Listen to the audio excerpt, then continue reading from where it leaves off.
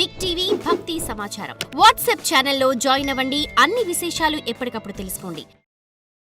ప్రేక్షకులందరికీ నమస్కారం అండి. మన స్థలము కేవలం మన స్థలం అంటే మన ఇంటి యొక్క స్థలం ఒకటి కాదండి. అసలు ఎక్కడ ఎత్తుంటే ఎలాంటి లాభాలు ఉంటాయి, ఎక్కడ డౌన్ ఉంటే ఎలాంటి అంటే ఎత్తు పల్లాలకు సంబంధించిన పూర్తి శాస్త్ర ప్రమాణాలు ఈరోజు మనం ఈ వీడియోలో తెలుసుకుందాం.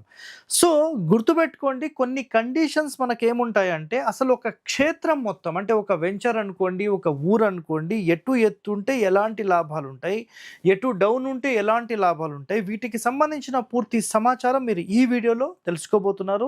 సో మొట్టమొదటిగా గజవృష్ట భూమి అంటారు. సో గజవృష్ట భూమి అంటే దక్షిణం వైపు, నైరుతి వైపు, పశ్చిమం వైపు ఈ మూడు వైపులా కూడా ఎత్తుగా ఉండి తూర్పు వైపు, ఉత్తరం వైపు, ఈశాన్యం వైపు పల్లంగా ఉన్న ఏ క్షేత్రమైనా సరే, చుట్టుపక్కల ప్రాంతాల గురించి మాట్లాడుతున్నాను, ఒక ఊరు, వెంచర్ ఏదైనా సరే అనుకోండి, నిజంగా ఇలాంటి స్థలం గనక ఉంటే, అలాంటి ఏరియాలో మీరు కూడా ఇల్లు కట్టుకొని ఉంటే చూడండి, ఇట్టి స్థలంలో గృహం నిర్మించి, ఓకేనా, గృహం నిర్మించి అందులో నివాసం ఉన్న వాళ్లకు ధన సంపదలు, ఆయుష్, నిత్య సంతోషమును కలిగి ఉండురు అని శాస్త్రం చెప్పిన వర్డ్.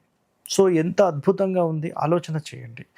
అలాగే లెవెల్గా ఉంటే న్యూట్రల్ లైఫ్, ఇలాంటి స్థలం అయితే చాలా బ్యూటిఫుల్.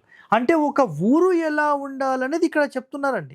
అలాగే ఆ ప్రకారమే మన స్థలం అంటే ఇంటి లోపల, కాంపౌండ్ లోపల ఉండే స్థలం కూడా ఈ విధంగా పెట్టొచ్చు.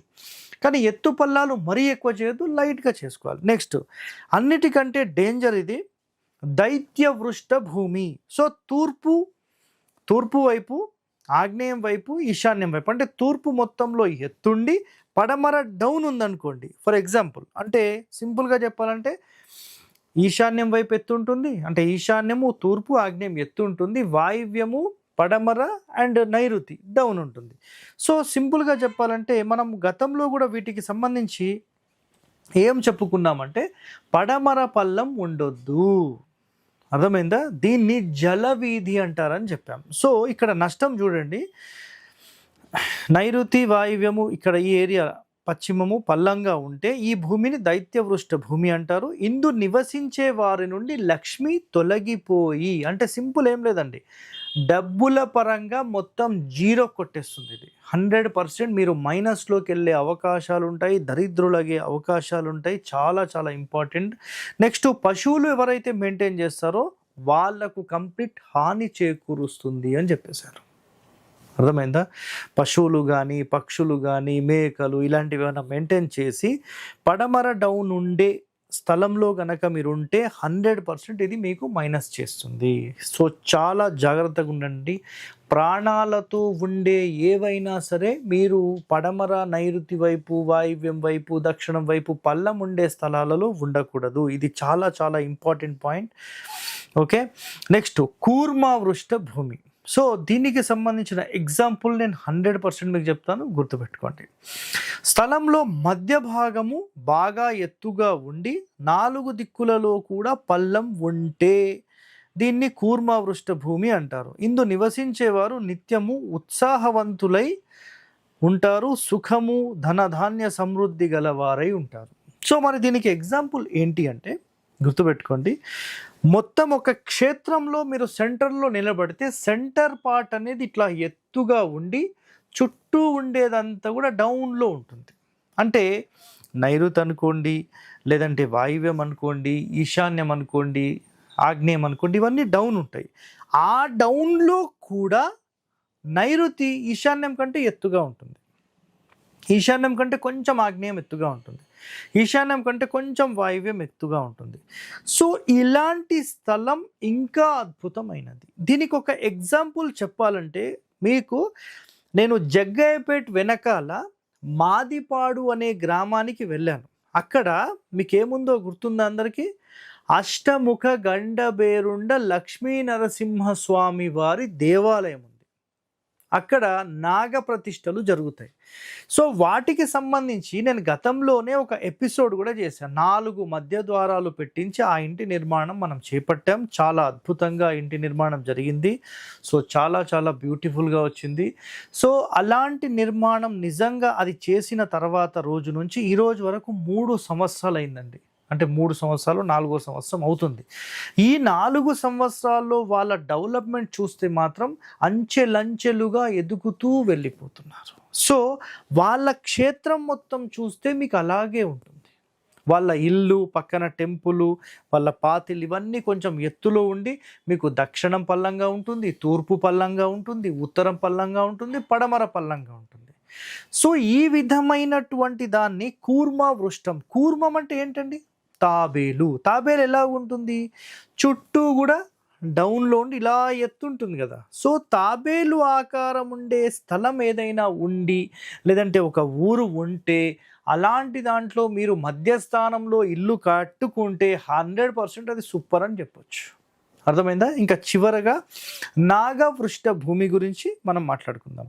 సో నాగవృష్ట భూమి అంటే చాలా సింపుల్గా చూడండి. ఇంటి భూమి అంటే ఇంటికి సంబంధించిన స్థలం ఉంటుంది కదండి. తూర్పు పడమరలు పొడవుగా తీసుకున్న తర్వాత దక్షిణం వైపు ఎత్తుగా ఉంటుంది, ఉత్తరం వైపు ఎత్తుగా ఉంటుంది. ఈ బ్రహ్మస్థానం నుంచి తూర్పు వైపుకి పడమర వైపుకి డౌన్ అయిపోతుంది. ఇక్కడ చూడండి ఇలా డౌన్ అయిపోతుంది. సో ఇటెత్తు దక్షిణం ఎత్తు ఉత్తరం ఎత్తు డౌన్ అయిపోతుంది. ఇలా గనక డౌన్ ఉన్న స్థలాలు గనక ఉంటే అలాంటి స్థలంలో ఇల్లు కట్టుకున్న స్థలం ఉన్నా ఇది 100% ఏం చేస్తుంది చూడండి. సో ఉత్తర దక్షిణములు మెరక ఉండి మధ్య పల్లం ఉంటే ఇందులో నివసించే వారికి హానియు శత్రువృద్ధి కలుగుచుండగలవు. కాబట్టి ఇలాంటి వాటిలో ఇల్లు కట్టుకోకూడదు. ఇదొక్కటి మైండ్లో పెట్టుకోండి. సార్ మరి ఇవన్నీ మాకు దొరకకపోతే ఏం చేయాలి? సో చాలా సింపుల్ అండి.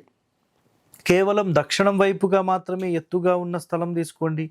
కేవలం నైరుతి వైపు ఎత్తున్నా పర్వాలేదు. లేదు మాకు పడమర వైపే ఎత్తుంది సార్, నో ప్రాబ్లం, నడుస్తుంది. సో ఇలాంటి స్థలాలలో మీరు ఎత్తు ఉండి ఉత్తరము ఈశాన్యము లేదంటే తూర్పు వైపు డౌన్ ఉండే స్థలం కేవలం మీరు తీసుకున్నా సరిపోతుంది. అలాంటి స్థలంలో మీరు ఒక ఈ గృహానికి సంబంధించి మీకు ఎంత స్థలం అయితే కావాలో అంత స్థలము మీరు తీసుకొని అందులో మీరు ఇల్లు కట్టుకుంటే 100% అది యోగిస్తుంది. సార్ అసలు ఈ ఎత్తు పల్లాలు దేనికి సంబంధించి ఎందుకు అంటే కేవలం ఇంటికి సంబంధించి కాదండి, క్షేత్రం మొత్తానికి సంబంధించి ఏదైనా వర్షం పడినప్పుడు కానీ లేదంటే మన తుఫాన్ వచ్చినప్పుడు కానీ ఈ వర్షపు నీళ్లు మొత్తం ఎటో ఒక వైపు వెళ్ళిపోవాలి. సో ఆ వైపు వెళ్ళిపోవడం ఎక్కడ? దక్షిణం వైపు వెళ్ళి దక్షిణం వైపు కుంట ఉంటే దాని రిఫ్లెక్షన్ మన ఇంటికి టచ్ అయినప్పుడు చాలా ఎఫెక్ట్ ఇస్తుంది. కాబట్టి ఉత్తరం వైపు తూర్పు వైపు ఉన్నప్పుడు ఉదయపు ఎండ కిరణాలు దాని మీద పడి మన ఇంట్లో పడినా అంతగా ఇబ్బంది ఉండదు. కాబట్టి జియోగ్రాఫికల్ కండిషన్స్ని బేస్ చేసుకొని కూడా మనకు ఉత్తరం వైపు ఈశాన్యం వైపు తూర్పు వైపే మంచిది అని క్లారిఫికేషన్ ఇచ్చేశారు. కాబట్టి ఒక అద్భుతమైన ల్యాండ్ అనేది మీరు తీసుకుంటే నిజంగా అది సూపర్ అని చెప్పొచ్చు. సో ఒక మంచి నిర్మాణానికి సంబంధించిన స్థలం ఎన్నుకోవడం చాలా ముఖ్యమైనది. దాని తర్వాతనే వాస్తు అనేది మొదలవుతుంది. అంటే ఇది భూమి వాస్తు అయిపోయింది, అప్పుడు ఇంటి వాస్తు మొదలవుతుంది.